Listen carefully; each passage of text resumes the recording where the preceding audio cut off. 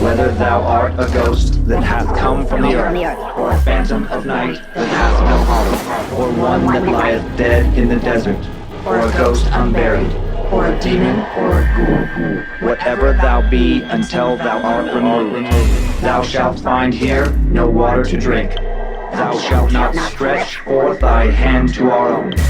Into our house enter thou not. Through our fence break through thou not. We are protected, though we may be frightened. Our life you may not steal, though we may be scared to death. Welcome to another episode of Scared to Death, Creeps and Peepers. Thanks for sharing the show with your friends. Appreciate the new listeners. I'm Dan. Hey, Dan. I'm Lynze. Hello, and we're going to get right into the show again. Okay, well, I dig that. While you prepare that, I'm going to show off my socks. Do it. Because apparently people do care. People do Look care how about the cute. socks. They have little paw prints on the bottom. So cute. Kitty cat. Oh, kitty cat. And also, I've already got my blanket on because somebody forgot we were recording today and didn't put on real pants today. Oh, man. So here I am. Yeah, we're gonna keep more announcements towards the back end of the show. Yeah, so stay tuned. Let's do it, Dan. What do you got for me this week? Well, how much horror do you have? I have so many horror. I have two stories. Okay. But standard. Okay, sometimes two, sometimes three. Yep. A standard two. Where are we going this week? North Carolina and far upstate New York, almost to Canada. Oh, interesting. I have a upstate New York story as well. Okay, copycat. For my two tales, I have an urban legend from the U.S. Largely takes place in New York. Okay. And a creepy tale of some haunted ground from the U.K. My first tale is that of the Rake. It's a tale of maybe a cryptid, perhaps allegedly lurking primarily in the Northeastern US. New York State, as I said, also supposedly spotted here in Idaho. After that, we head to a creepy little patch of forest just southwest of Birmingham, England, the Hagley Wood, to look at an encounter two young men had with some robed figures that may be connected to a 1940s murder. I love Birmingham, England. Oh, really? Yeah, I have not been. Really pretty. It'll be, we'll look into, did these robed figures put Bella in the witch elm? A phrase that will make more sense once you hear the story. Okay, lay it on me.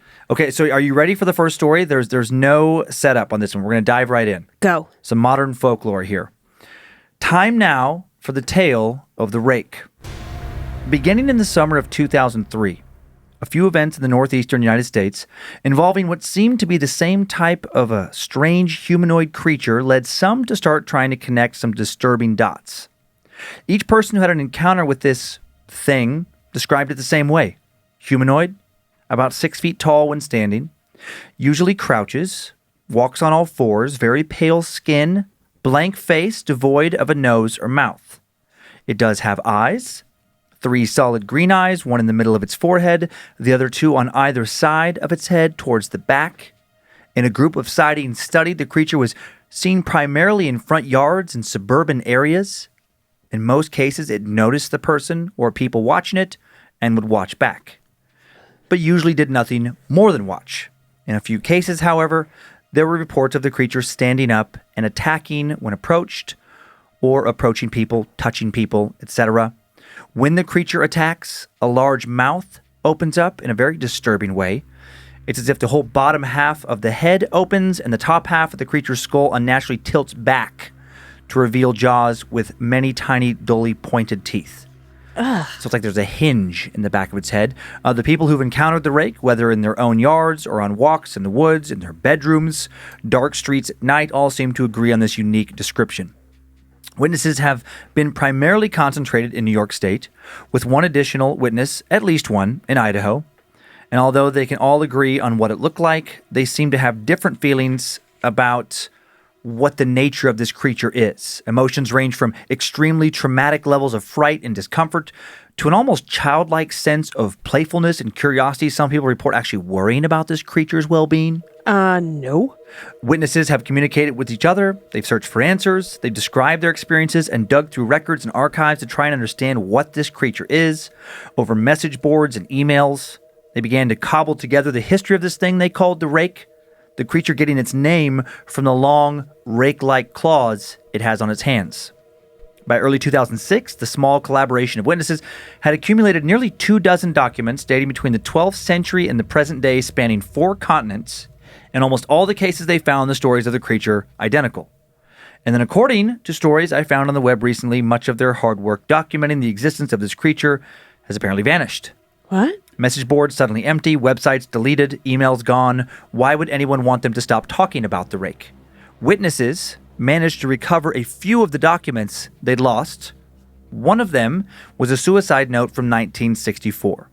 It read, "As I prepare to take my life, I feel it necessary to assuage any guilt or pain I have introduced through this act.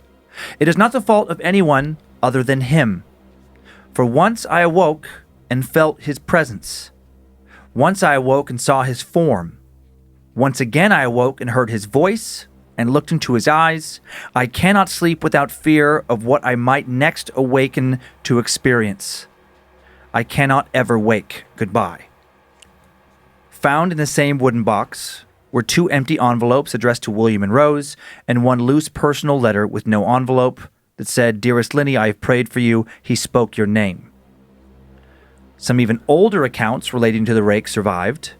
A mariner's log from 1691 lamented, "He came to me in my sleep. From the foot of my bed I felt a sensation.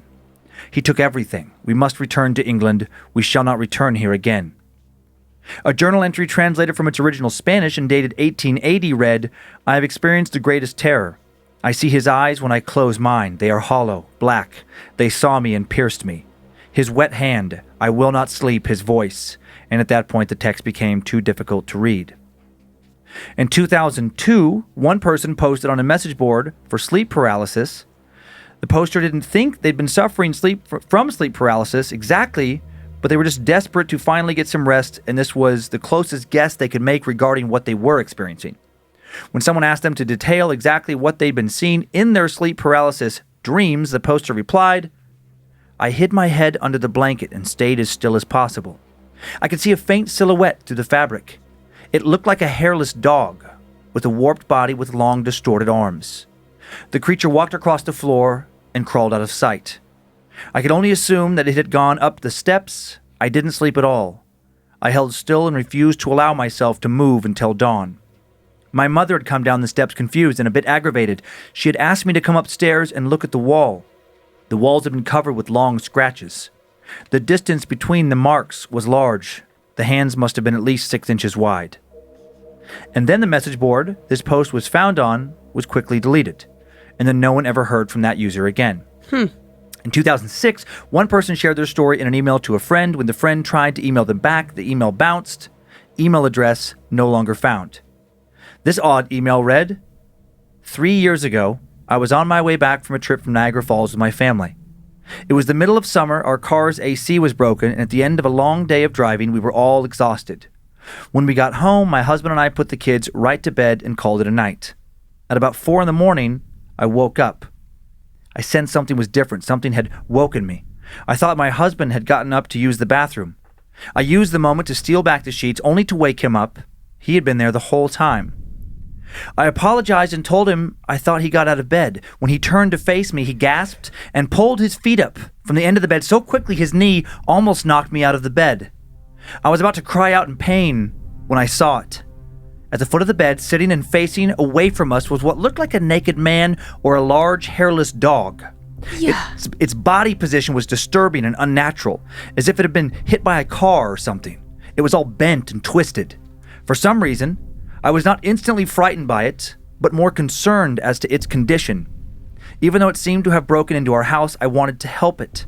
I can't explain my reaction. My husband had the opposite reaction. He was tucked into the fetal position, occasionally glancing at me before his gaze returned to the creature. He was shaking.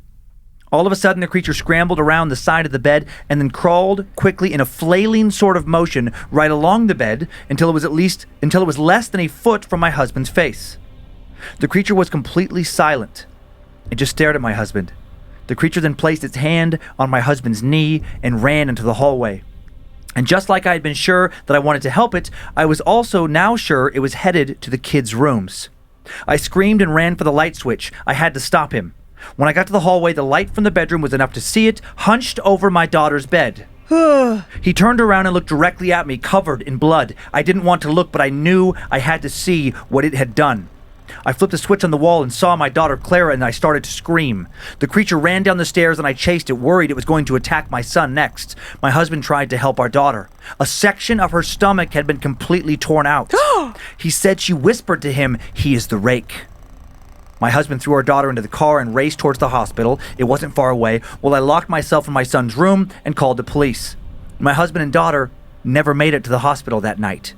He drove his car into the lake and they both drowned. What? Rumors of what happened to us that night spread around the area pretty quickly, but it was never talked about in the media. The local newspaper interviewed me, and reporters talked to the police, but the story was never published and the local television news never broadcast anything. For several months, my son Justin and I stayed in a hotel near my parents' house.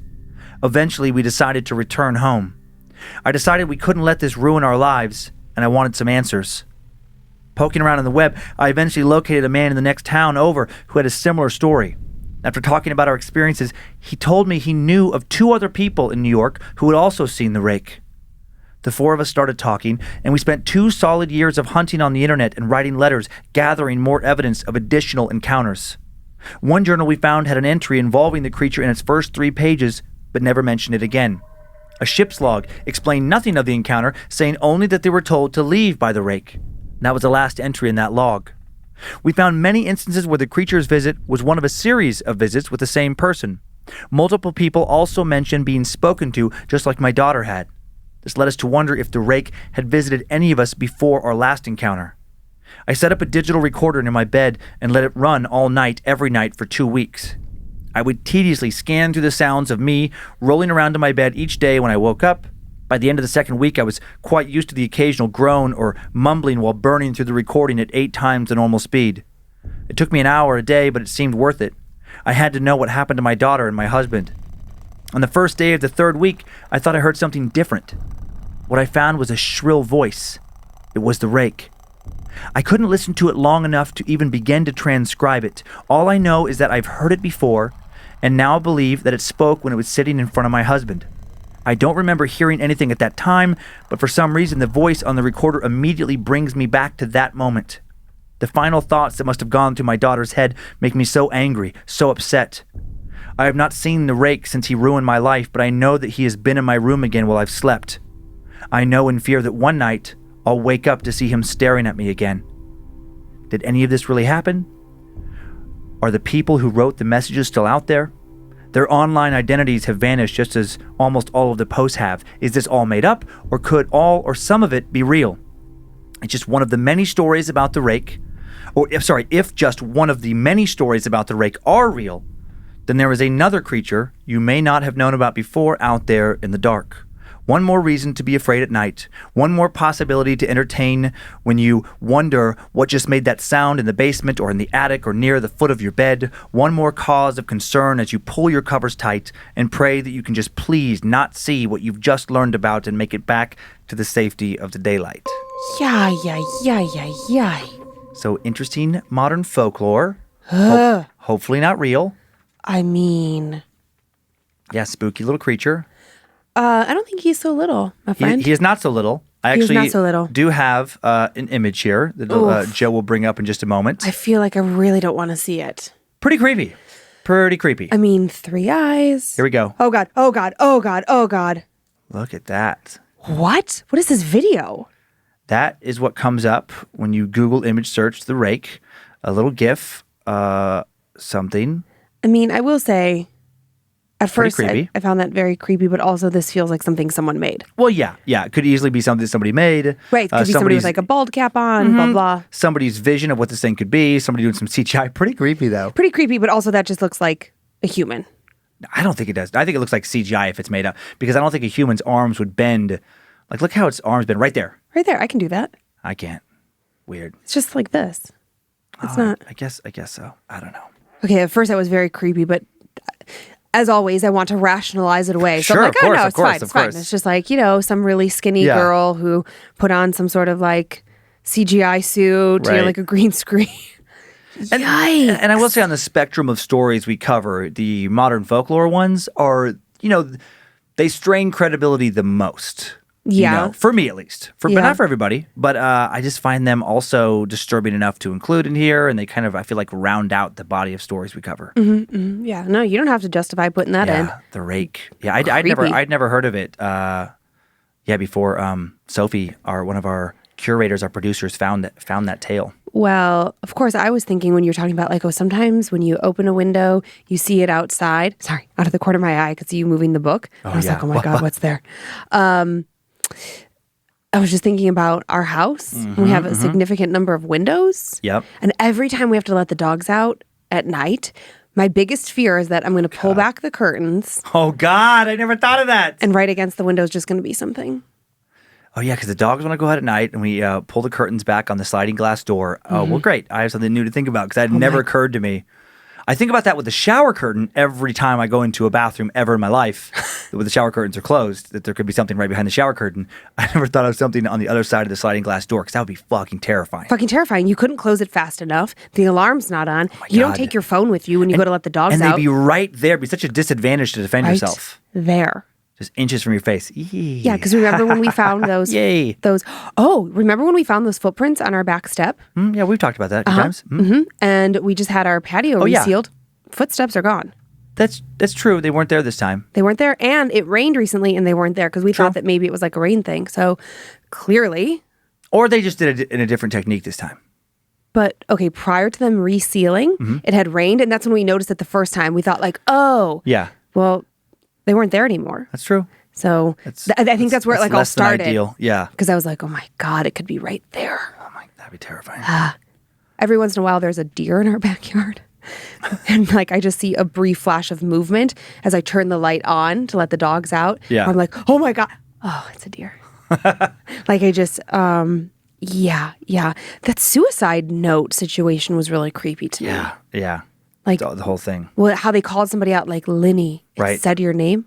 Not Not cool. right. Not cool. If I am killing myself because I feel like a paranormal entity has taken me over, I'm not going to let you know if it's coming for you. If it warned you about me or said something, I would want to know. You can't stop it. I'd want to try. Oh, okay. That's interesting. I just want to say this one thing. I also didn't like how somebody said it had a wet hand. Yeah. It's That a was disturbing detail. Ugh. Yeek.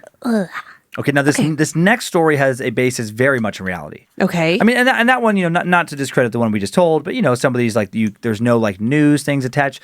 This one, part of the story, very much documented, very heavily. Okay. Okay, you ready? I mean, I guess. Tiny bit of setup, not much here. In 2003, two young men, Lucas and his friend Theo, were hanging out at Theo's house, playing video games, listening to music, talking about girls. Theo's house sat just outside the little village of Hagley in the West Midlands, a couple miles outside the outer edge of the southwest suburbs of Birmingham, England.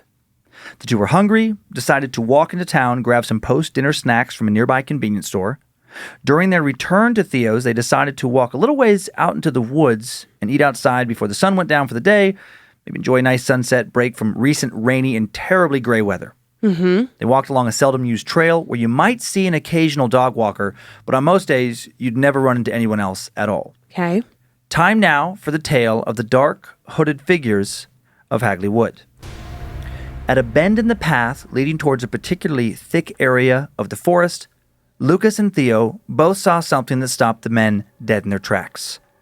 They both were suddenly looking at a group of 4 hooded, robed figures standing in a small clearing in the woods they were headed towards, a clearing that lay roughly 50 yards off the trail. The group immediately gave Lucas and Theo the creeps. The two remained still, afraid that if they moved, the figures would notice them. The robed beings never seemed to notice either of them. At least they didn't think they did. It was hard to tell exactly where or what they were looking at. Theo and Lucas would both later talk about how these figures appeared to be completely and utterly dark. Neither man would remember seeing a single patch of skin on any of the figures, let alone on any of their faces. After no more than a minute, Theo and Lucas heard someone walking down towards them from further down the trail. They felt sick to their stomachs. Was it another one of these shadowy robed figures? Had they been spotted? Were they about to be? No. It was just another man they both recognized from the area, out walking his dog.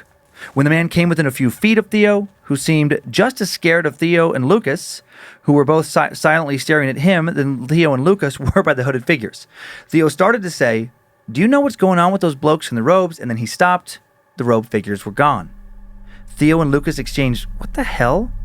Just happened glances as the dog walker drew his dog in close to him, briskly walked past, shaking his head, never taking his suspicious eyes off the pair until he was well beyond them. Once the man was a little ways down the trail, Theo and Lucas began to investigate the area. The trail was a bit muddy, usually was, and the only footprints they saw further down the path were from this man and his dog. They couldn't find any other set of footprints breaking off the trail and heading into the woods. Lucas and Theo tried to talk each other into thinking they must have just thought they saw those figures. Their minds must have been playing tricks on them, but they were both positive that they had definitely seen something.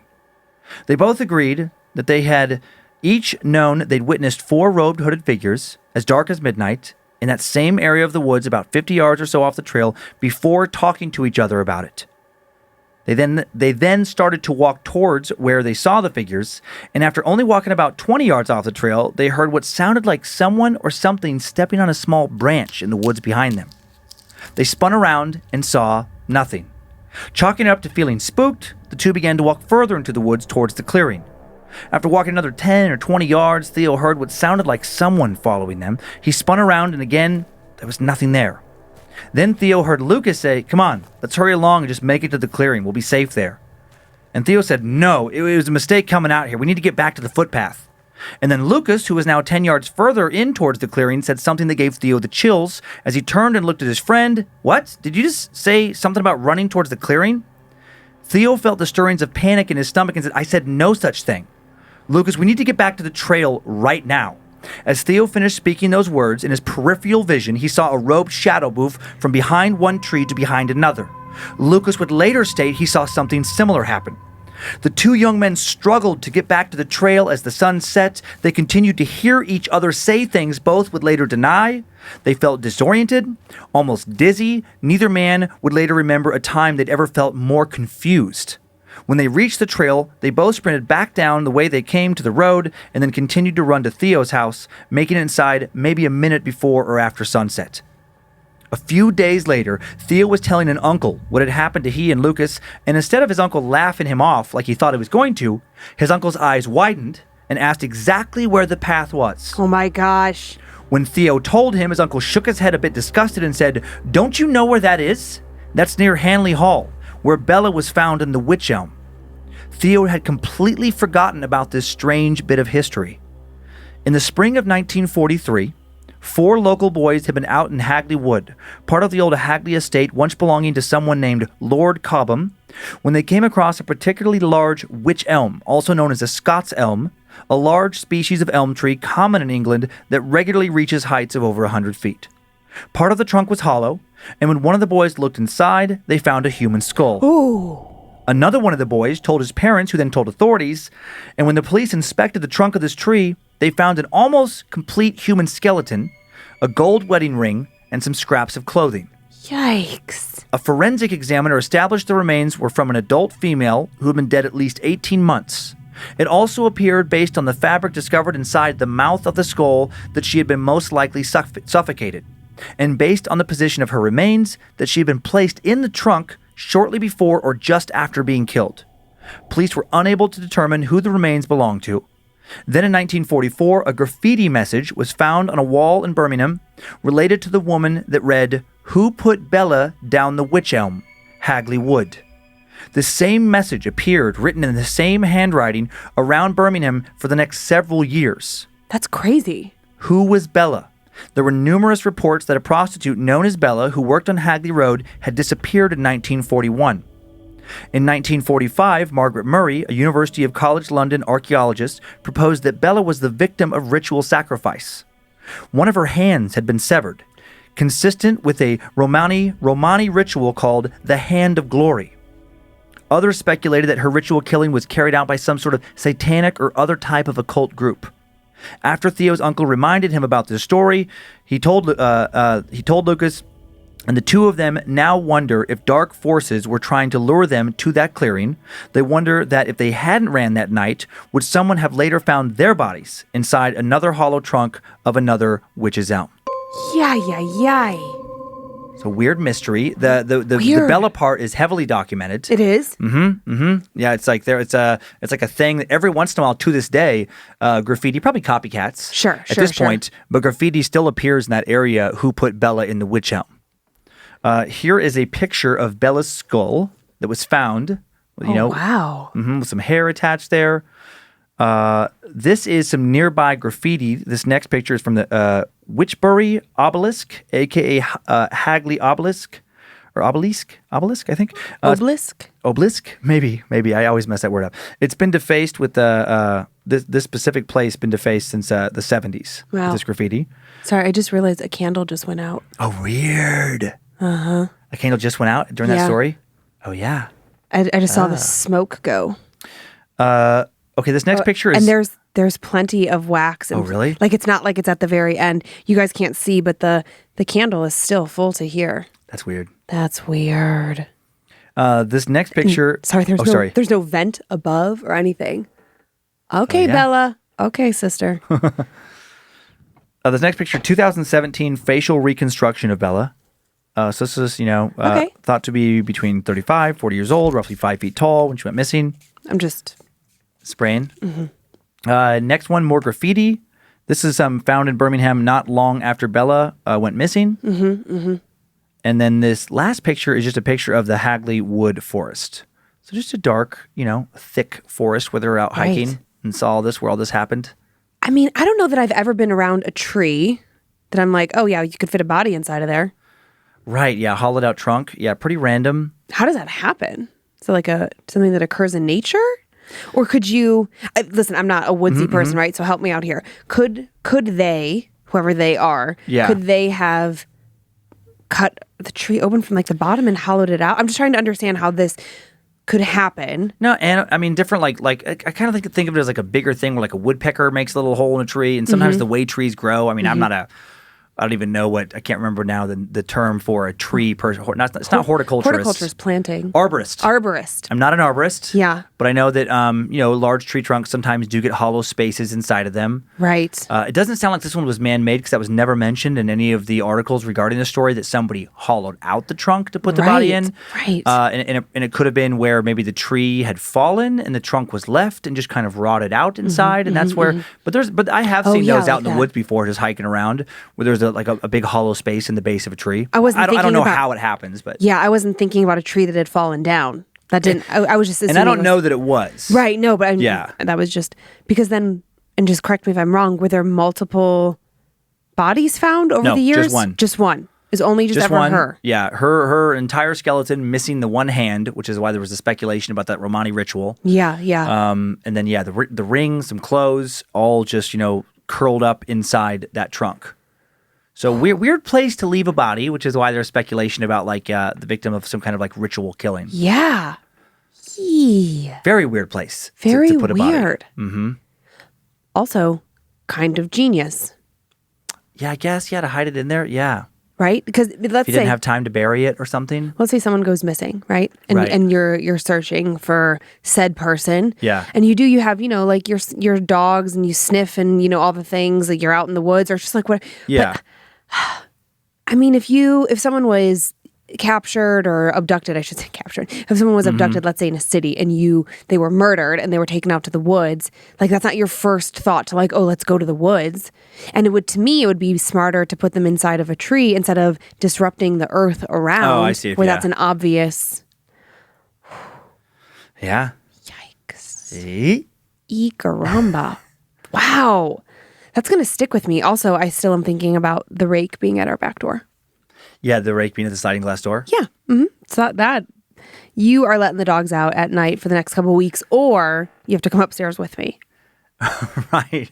That would be more, I mean, those kind of stories, I think they're more outlandish, like the cryptid type things, than for whatever reason. My own personal belief system, I'm more open to believing in like a shadowy person type spirit. That thing's shadowy? It is, but it's like flesh. It's flesh. It's not like it couldn't pass through you. It's like a real flesh and bone creature. Uh-huh. That would disturb me more. To see essentially a monster would bother me, I think, more than a ghost of some kind. Like if some mist showed up, that would be fucking terrifying. I wouldn't like it. Yeah. And some shadowy person, and then it like comes, passes through me or whatever, sneaks off into a little part of the. Freak me out. But if something is like thud, thud, thud, like walking along tangible, and then it like touches me, and then bolts or whatever, oh man. I am less creeped out by the tangible thing because in my mind, I'm like, not that we're like walking around with guns, but I was like, you could probably kill that. You could probably capture it. You could make it go away. You could investigate it. But I don't hear about shadow people like biting you or attacking you that way. Yeah, but a shadow person is just that. It's a shadow. It can't be caught. No. It can't be further dug into. You can't search the history. Like if the rake was at our back door and in some crazy, amazing scenario, we have a metal cage that traps it. And, you know what I mean? Like, but then you've got it. And it's over. It's over. You've got it. And you could always say like, oh, well, maybe these things can reproduce or blah, blah. But let's just say it's one. Yeah. So now you've got it. And now you've got scientists that can tell you what this thing is, right? Yeah. A shadow you cannot capture a shadow. You cannot put your arms around it. True. You cannot shoot it, harm it. It can fucking touch you. Yeah. Because it can go right through you. But you are never like, I gotcha. I just had the most absurd, as you're just setting up this description. Yeah. I just pictured, for whatever reason, I'm in the living room. So I'm having a drink. I'm having a little gin and tonic in the chair I always sit in. Yeah. Oh, God. And then you're opening up the sliding door. And then there's a shadow person next to me. And me and the shadow person are watching the rake drag you out into the yard. That's awesome. And I'm just thinking like, that sucks. That does suck more. It does suck more. I was right. I raised I do like a little toast to the shadow thing. I'm like, I'm glad I'm with you, not that I am. I was thinking when you were telling the rake story, also we have big front windows. Yep. That we just have curtains, like we don't have blinds. And I just thought like, oh my God, it would be the best practical joke. Yeah. Because we close those curtains at night and then they're closed until often like dinner the next day, but we keep them closed pretty much all the time. And I was thinking like, oh my God, I could totally do something to those windows. Where like, I'm like, oh babe, I think I heard like, oh my God, Gigi's going after a turkey in the window because that's what our dogs do. They like, right, climb up on the window and then if I was like, oh my God, I think something's out there, and then if I got you to pull the curtains back, terrify me. It could literally be anything. It could be a hand-drawn picture of the rake, and you would lose your shit, and it would be so great. I'm kind of rooting for that because as scared as I would get, Penny and Gigi would lose their little dog minds even more, and it'd be worth it. Yeah, and I'm thinking about being at my mom's this past weekend. Oh my gosh. And a tiny wooden carve out of a bear just scaring, like as scared as if maybe any listeners get by these stories. Yeah. One of our dogs was more scared. Oh, Ginger's such a baby. By just a cute wooden cutout that my mom had outside her front door of a little bear. Terrified our dog. It didn't help. She wouldn't want to go to the bathroom. We'd have to carry her past this thing to set her down to go to the bathroom because she would like almost shake with fear. Well, it didn't help that you and our son Kyler then picked it up and were like, "Rawr, Gigi, is this thing so scary?" You chased her with it. That's true. I don't think that helps. That's a good point. It is entertaining, though. Our poor sweet doodle. She is. I feel like one of these episodes, I'm just going to have Ginger. I'm just going to hold her for the whole episode. Be cute. Be cute and soothing. Yep, she'd stay there. Okay, we'll bring her in. She's so cute, you guys. Now, before we get to our My Stories this week, you have a special announcement. I do have a special announcement. This is so exciting. So if you've made it this far into the episode, so we're just super excited. We are coming. This is episode 43. I don't even know. This is episode 43. Okay. And that's not 43 weeks because we did 2 at the beginning, but 52 episodes commences a year of Scared to Death is how we're looking at it. And for the 1-year anniversary, we are hearing your requests and we are making a Scared to Death book. I'm excited. Yeah, it's going to be so awesome. A collection of the best My Stories. Some of the best. All of them. It's going to be all the My Stories that made it into year 1 of the show. So if you're listening or watching right now, what we need from you is to email us at book, B-O-O-K, at scaredtodeathpodcast.com. We have to send you a release form, right? You have to say like, oh, it's okay to publish my story. That's a good time to say like, leave my name out, change my name. Something happened since I sent in this story. Here's like a little update, what have you. Kate from our team here, and I will also be emailing you from that email address if we don't hear from you. It's going to take a couple weeks to kind of get this going. So you have until July 14th to email us again, book at scaredtodeathpodcast.com to get the release in. And it's just going to be a long process. We have to do that. We have to compile it, get it all edited into the correct format. we're not book publishers, so then, we have to send it to the place where it's put together and the whole thing. But it's going to be so cool. And we'll have details as we kind of work our way through this process about cost and availability and all of that. So hang tight on those questions. But for right now, what we need is for you to give us your permission to use your story. Yeah. We're so excited. Yeah, very excited. It's going to be a very, so very cool book. Very, very, very cool. And fear not, if you didn't make it on the first year, we hope that we get to do this every year for as long as the podcast is going. So, as always, keep sending in the stories. And now there's kind of like a bigger prize at the end if you can make it into the show. And another reminder, where do they send those emails for permission? Book at scaredtodeathpodcast.com. Thank you. Okay. All right. Now, Dan, do you have Scare your me. Squishy? Mm-hmm. If anybody wants to send a new squishy, that guy is getting very dull and dirty. He's all rough. He's roughed up. It's okay. It's okay. He still squishes. I'm just saying, you might want a new one. We'll keep an eye out. But if anybody sees any good ones, let us know. Ready, spaghetti? I'm ready. Okay. So we're off to North Carolina. I dig this story so much. Okay. I have been listening to the Scared to Death podcast for about 2 weeks and have listened to it every day since I found it. Aww. I'm a forest ranger and make long drives throughout the mountain region of North Carolina, fighting wildfires and inspecting logging jobs, so I enjoy the long ghost stories to keep me entertained. I am definitely a creeper, and I guess you would have to be in order to be willing to work in the dark woods at times. Mm-hmm. Many of the stories that Dan tells I've heard before, but he does a really good job of finding some new detail that goes into the story just a little bit further, making it really that much more interesting. Lynze's also very funny. High fives. Thank you. With her commentary, he says, I'm married to a Lynze, and she would probably make the same peanut gallery comments. Anyways, I digress. I'm messaging you as I have a story of my own to tell. Okay. It has somewhat of an interesting backstory that many people... It has somewhat of an interesting backstory that may appeal more than the experience I had myself, but maybe the two combined make for a good story. And I think it does. The Chapel of Rest, I've never heard of this, is a small church situated on a grassy knoll overlooking the Yadkin River in Happy Valley in the foothills of western North Carolina. It was built in 1887 as part of the Patterson Boys School and was restored and preserved in 2002 by the National Historical Society. It is a beautiful little church that has served as a popular wedding spot and still holds services, usually on holidays, to this day. However, there is a dark history to this place, or at least rumored to be. The story goes that the pastor in the early 1900s caught his wife cheating on him and couldn't deal with the grief. So that coming Saturday, he decided to commit suicide by slitting his wrists and hanging himself from the rafters just above the front pew. God. On Sunday morning, the congregation of the church came in to find their preacher dead. The story goes on to say that to this day, you can go up there and see the blood stain on the floor and the indentations on the rafters, along with the scratches on the pews from where the hard-soled shoes he was wearing were scraping against the pews as he hung there.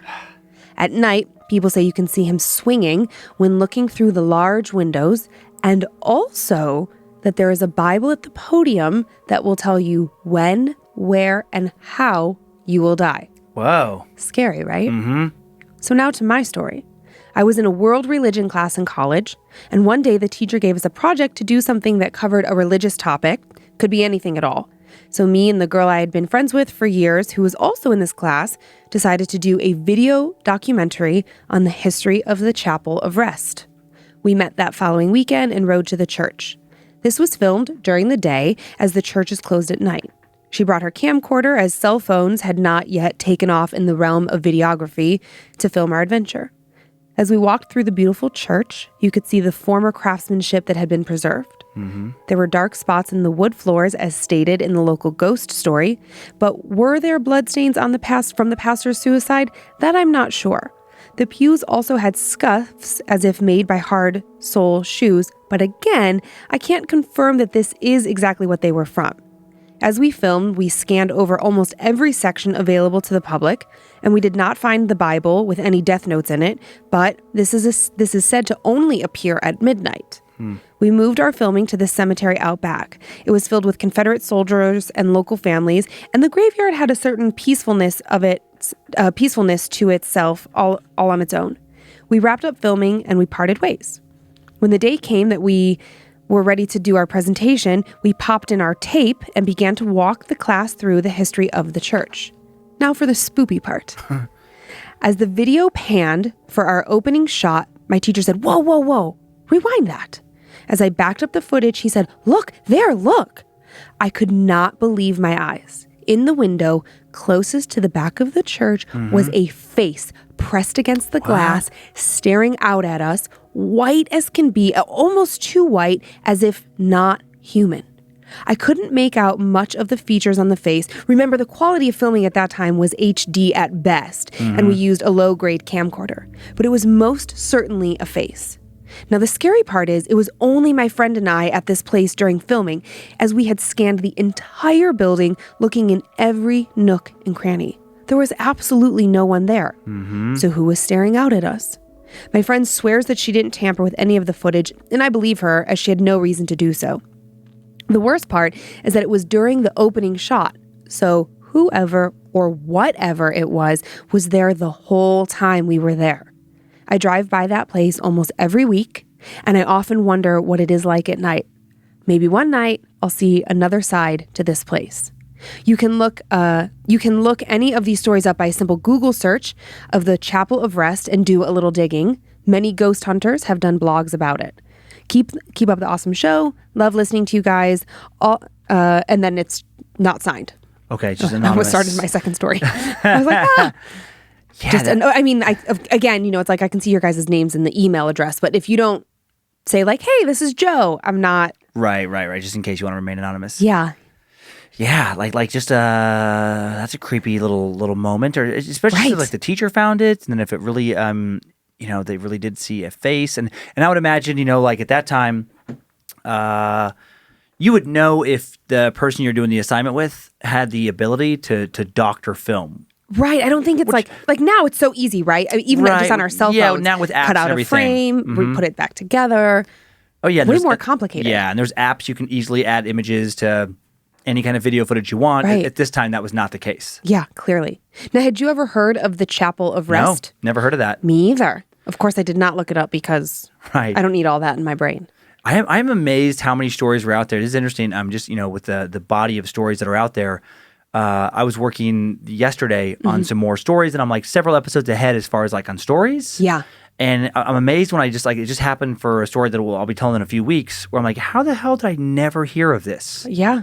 And then that story sometimes will lead to a whole other big group of stories. I'm like, how did I never hear of any of this? Isn't that crazy? Like things that in that region or whatever like that, some incident that made the papers and made headlines and had reporters like going crazy over it, and then just kind of like faded into obscurity. Yeah. And and like I will just say a little teaser. Episode coming up in a few weeks that'll have a couple poltergeist stories. Yikes. They're both what's really disturbed me about them, and again, these stories, I love the ones that are heavily documented because they make me reflect on the entire body of work of what we've covered here. Absolutely. This story, all the stories, as far as like how real they could be. Right, because he says you can Google it. Like this is well documented. And the stories I'm thinking of in my head, many witnesses. Yeah. Like police reports where numerous officers just stated flat out, we witnessed paranormal activity. I don't know why the police reports. I mean, I do know why. Police reports freak me the fuck out because, let's just forget about what's happening in American culture right now. Okay. Oh yeah. Right. Yeah. Police are supposed to be people that you can trust, that tell the truth. Right. So when people who spend their lives doing investigations and are hardened by all of the horrible shit they've seen, they're not the people that you think are going to be like, and I think I saw a ghost. Well, because you could lose your job. Yeah. That's what I think about. I'm sure no sergeant, I don't know the chain of command, who inspects the reports, Sure. but whoever's inspecting them, no one's going to be like, awesome, you just went to a domestic disturbance call and you wrote down that it was ghosts. Sweet. Let's give this guy a raise. Right. Promotion for you. Right. You're give this gal a raise, whatever, you're risking, getting in trouble. Sure. So for you to sign it and to have multiple officers yep, that to me carries a lot of weight. I just got the chills just thinking about that. Yeah. You got another one for us? I do. So we're going back to New York. Okay. Yeah. Okay. Funny, yeah. Okay. So pretty far up there, and not a traditional sort of story. And actually, the author says, this is kind of a cautionary tale of be careful what you get into. Right, but it, right. I don't know, really spoke to me. So, okay, here we go. Dear Dan and Lynze and the other members of the Scared to Death Time Suck crew, I apologize in advance for my long story. My name is Ellen, and I'm a huge fan of both your podcasts. Thanks, Ellen. I have a story that I want to share with you. I'm a senior in college in northern New York, like literally 20 minutes from the Canadian border. I transferred here about 2.5 years ago, and the initial transition was pretty hard for me. I was fresh from an incredibly abusive relationship and had recently switched majors and was living off campus on my own for the first time. So needless to say, I was pretty emotionally and mentally fragile. Yeah. I started having trouble sleeping, so I would go for long drives in the middle of the night for something to do, which I just have to say, I could never. Right, No. right. One night, I found myself on a desolate road that eventually led to a dimly lit intersection. But before I got to the end of the road, I saw an abandoned house, a stunning dark mauve Italianate. It sat alone, as there were no other houses anywhere near it, and was about 1/4 of a mile from the intersection. To give you some quick background, I'm a history major, and I've spent the last 2 years working at a historic estate. My grad school goal is to study historic preservation and public history. So old houses are kind of my shit. In the dark, I hadn't gotten the view I wanted of the house, so I turned around and drove back and stopped to get a better look. As my eyes adjusted, I could see the torn curtains in the window, the fallen-in floor of the back porch, and the overall poor condition of the structure. Stopping to look at old houses is not unusual for me, so after this initial stop, I didn't think anything was weird about the house. However, I began to form a strange obsession with it. I thought about it often, and it also frequently appeared in my dreams. Before long, all of my late-night drives would end up with me sitting in front of this house, and to be honest, many times I don't even know how I got back to my apartment. Eventually, I started having the deepest desire to break into the house and see the interior. I'd seen it in my dreams dozens of times, but I needed to see it for real. It was getting hard to remain rational when thoughts about the house took over in my mind. Thankfully, it was around this same time that I started dating my friend Chris, and having him to focus on seemed to help my mental health improve, and so the obsession seemed to go dormant for periods of time. After a few months, my lease was up and I moved in with Chris. This move took me further from the house, and my thoughts about it became less and less intense. The nighttime drives were now something Chris and I did together, only not quite as late at night. He would show me the area and tell me stories about certain locations and buildings. It's something we really like to do. Boring, yes, but we were both raised in small towns, and this kind of thing is prime entertainment to us. I told him about the house, which I called my house, and I either didn't notice at the time how strange this was, or I didn't notice how much I was doing it, and I suggested that we go see it on one of our drives. Chris was apprehensive at first. He wasn't very familiar with that area and just seemed nervous about the whole situation. He told me later that he had had a weird and uncomfortable feeling whenever I talked about my house. Eventually, I got him to drive out there, and as we approached the house, a calm came over me, and I closed my eyes. I don't remember doing or saying much of anything other than telling Chris how much I loved the house. And I could have sworn that my eyes stayed shut, but Chris remembers me babbling on and on about my house and describing the woman in a black dress. The next thing I remember was a feeling of rage as Chris sped up when we got to the house. He drove by so quickly that I barely got a good look. I was so angry, but the look on his face kind of snapped me out of whatever little trance I had been in. I had never seen anyone so scared. He was breathing heavily and not saying much. Now, it's worth noting that Chris works as a correctional officer and has laughed at every horror movie we've ever watched together. I had never seen him scared, let alone terrified. Once he calmed down, he told me that he was overcome with an indescribable fear and panic as the house came into view. That, coupled with me babbling on about the house in my trance-like state, sent him over the edge. He said the house seemed to be evil and begged me to never go back. Weird.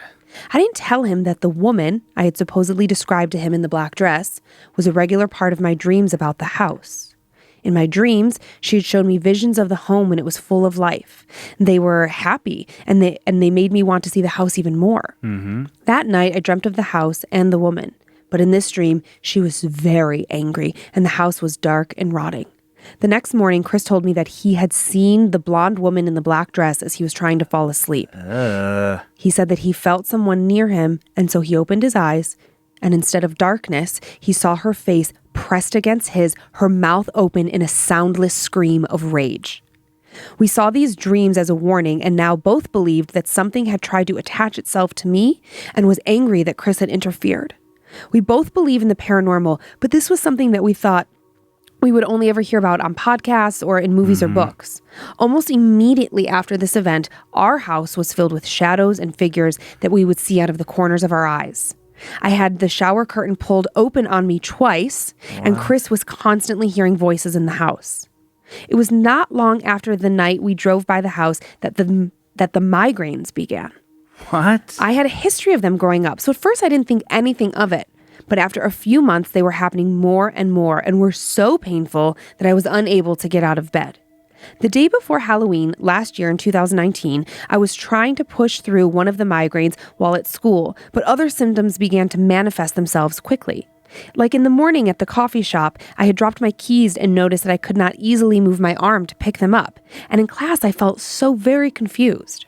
I sent my mother a text message explaining my symptoms and then put my phone away. My mother, who by some weird twist of fate happened to be just 25 miles away at a seminar at a nearby university, rather than her 2 hours away, saw my text and was immediately alarmed. She tried calling me several times, but in my state of confusion, I didn't pick up my vibrating phone. Fearing that I had had a stroke or something else serious, she contacted campus police, who met me outside of my classroom. As I tried to talk to the officer, I realized that I had almost no ability to speak. He was clearly concerned and walked me to the parking lot where my mother was waiting for me. She immediately rushed me to the hospital, and despite how busy the ER was, I was somehow miraculously taken and put in a bed and monitored. The doctors were seriously concerned because my body was giving no response to pupil dilation or reflex tests. I knew exactly what was going on, but I couldn't speak or effectively move any of my limbs. I was absolutely terrified. Eventually, we were told that I needed to have a spinal tap. Side note, she says, I emailed Dan to thank him because thinking about McGill's pop from the Donner Party episode of Time Suck helped me get through this experience. Oh, yeah. Okay, sorry. Yeah. And then I ended up needing 4 consecutive procedures before one of the procedures worked. Eventually, the spinal fluid came back clear, and within hours of the release of fluid, I had regained most of my speaking ability and some of the functions of my limbs. This all led doctors to believe that there was some severe pressure on my brain that had caused all of these symptoms. A CT scan, MRI, EEG, EKG, X-rays, blood tests, ultrasounds of my carotid artery all showed nothing unusual. I have further appointments with neurologists, but we're told that as of right now, the doctors are totally unsure of what had caused this pressure. While I was at my mother's recovering from my time in the hospital, Chris noticed that the same kind of vision of the blonde woman in the black dress had come back. On top of that, a good friend of my mother's, who's a talented medium, asked another medium for information about me. Apparently, this medium was good at providing information when it came to medical problems. This medium doesn't know me, nor do they live anywhere near me. They pinpointed every single one of the medical issues I was having exactly and described some sort of outside emotional force affecting me. While I am highly skeptical of most people claiming to be mediums or psychics, I fully trust my mother's friend and thus this woman. And the information the medium provided was too specific for me to overlook completely. Chris and I talked about whether or not we think the entity or entities from the house were responsible for causing my medical issues. I am otherwise a healthy 22-year-old. And with us being suspicious paranormal lovers, it's hard not to think about that kind of thing and not mention the coincidental timing. While I'm sure there's a medical explanation for what happened to me, we're still dealing with occasional occurrences in the house. I sage the house regularly and have prayed for protection, but often wonder if we may have to have it blessed by a priest or something else before we will be free of this residual activity. Again, I apologize for the long story, but I thought it was a good cautionary tale for people who are as curious as me. Sometimes it's important to be careful because I had to learn the hard way that often truth can, in fact, be stranger than fiction. Thanks for all the work you guys do for all of the shows. They're the best. Chris and I are big fans. Ellen. Ellen, man, yeah, thank you, Ellen. Isn't that nutty? That is not so. The house. Okay, we're all. Yeah, so let's go back. Yeah, so where all this originated. I was trying to hold my thoughts. I know. And That's still why you pay gotta attention. have I know. I forgot my notebook today, or a little pad. It's so helpful. But I was thinking about like this Italian. Okay. So here's the deal. So she lives upstate New York, right? And she would go on these long drives to just like, I get it, clear your mind for like a baby. And there's this old abandoned house. So okay, that's like, what I was trying to remember. If you think of I like, thought it was abandoned, but not sure. Yeah, just like a beautiful old, like, you think of like Victorian, Italianate columns. And they never went inside. They just drove by. No. And she liked it. She started referring to it as my house. Yeah, my house. But You have to go see my Chris house. did not want. Yeah, Chris did not like it, and the guy who's the corrections officer, who's not easily scared, right? Seen a lot, very bothered by this house. That is like a weird possible phenomena. I don't know why I got the chills now. Because it's creepy. It's creepy to think she went and saw this house once, and like we all do. We all like go house hunting. I'm thinking about the place. What was the place we saw by Wallace? Oh my God, we don't know what that was. What's the name of that little town? Silverton. Silverton. Thank you. Yeah, if anybody like knows, Dan and I went on a little like 1-day road trip to Wallace, Idaho, and on the way there's like this other little offshoot town called Silverton, and there's this old abandoned building. We cannot find it on like a registry. We've been looking for it. I've been digging around. I cannot find it anywhere. Wallace is a cool little town that used to be like this big mining town. It has all these like most of the downtown from between 1880 and 1910, like all these old buildings, very cool history. It's a cool like little town. like little art galleries and coffee shops and cafes, all that kind of stuff. But it's very small. Yeah, very cool. And then there's these little peripheral mining towns in the Silver Valley, it's called, and one Silverton, and it's like Silverton is not even really it has a post office, but it has a school. Has a school, but it doesn't have like a commercial district. Right. Like you wouldn't go there for anything. It's just outside of Wallace. Yeah, you're not like going there like, oh, there's this cool restaurant in Silverton. That's not happening. And there was this one big, old, creepy building, either 3 or 4 stories. Big brick building. Big brick building, very gothic looking to me at least. That might not be the type of architecture. No, it's not gothic. No, it's pretty like old school. Like when schoolhouses went from being wooden to brick, it has that kind of vibe. Early 20th century, somewhere around maybe that late, I'm not good late with. 19th. Okay. Yeah. And it clearly was restored to something It at just some has point. a weird vibe to it. And maybe it's because it's abandoned or something, but it's a creepy ass building. But I just think this story made me think of that, where like we went, there was no trespassing signs. Yeah. We went kind of as far, basically, where we could still, if we got yelled at, we didn't go inside. So there's but like we went to the edge. Right, there's a parking lot, and then there's, you can imagine it like having been something really pretty. Gravel parking lot, and then all these different spaces, and a nice beautiful hedge, and then a pretty archway. And there was a car there in the back where it looked like somebody was in the building. It was like doing God knows what. Well, there was also cleaning supplies outside and a dumpster. I felt like someone had bought the building. Restoring it. Because if you looked through this little archway path, and then you see the building open up, on the front door, there was a little Visa card thing. There was like a Visa, MasterCard, like this is what we accept. So at some point, that building was one thing, then converted to something else. But it had, like, I was staring at windows like, okay, something's going to move. Something's going to move. It just had the worst fucking vibes. And Ellen's story just made me think of like, there are people who wouldn't go in a haunted house necessarily. Right. But would want to like drive up and check it out. And I think of like old scared to death stories. I believe it was called the LaPlante House in Union, Missouri, where the shadow person walking through the window and stuff as they drove away. One of the creepier stories that stuck with me. Yeah. And I just like that dad that moved the family out. Yeah. And I just think about like, no matter how small the chance is, like how horrible that you could just drive by someplace and have some entity, whatever you want to call it, in that place attach itself to you and come back to your house. Right. It like thank you. Right, it got her, and then those migraines, and I suffer with migraines. Knock on wood. 2 people seeing things. I mean, she had the medical things that happened afterwards. Doesn't sound like he did. No. But he heard but he's still hearing things. So like I was trying to establish the face. Oh God, the blonde lady. Yeah. Right. I have a little thing. Oh, producer Joe wants to weigh in. Hello, Joe. Hi, guys. Hi. From what I've been able to find in a Reddit thread, Yes. that building you guys are talking about. Yeah. Why didn't I look on Reddit? Abandoned hospital, like a poorhouse I for know. the state. No way! And it's supposedly heavily haunted. Of course it is. Anyway, see ya. Okay, so I told you when we were Oh there. my God, a lot of people have died in there, probably miserably. Well, I told you, I was like, oh, this looks like an old orphanage is what I was guessing. I thought it was like oh dang. Yeah, if anybody from northern Idaho are just passing through, it is like, how has this place not been used to film a horror movie already? Well, because it's horribly haunted. No one wants to go in there. I'm just going to put, this is my Gary Howard crystal.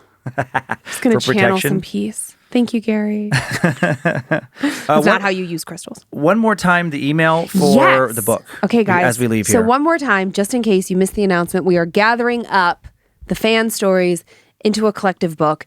I need you to sign a release to say, like, yeah, you can use my story or don't use my name, all the things. Book, B-O-O-K, just what you think. Book at scaredtodeathpodcast.com. You'll be hearing from Kate or me or both of us. We're going to hound you until we get it all sorted out. So please send those in. Do it. I'm so excited. And thank you for the ratings and reviews. They always help so much. We really appreciate it. Check out badmagicmerch.com to see the Creeps and Peepers Summer Beach Collection. Woohoo! Get some cool tote bags, beach blankets. One's a Ouija board beach blanket. It's so good. I'm so into it. You can bring your scares out into the sun. Oh my God. Not They're so good. often, but we're more of a nighttime show. They're so cute. They're so cute. But sometimes, horror lovers need a little vitamin D. I mean, I don't. I mean, have you seen me?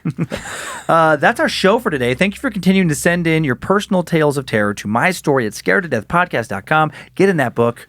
Thanks to Heather Rylander for organizing the My Story emails for Lynze. You can email us at info@scaredtodeathpodcast.com.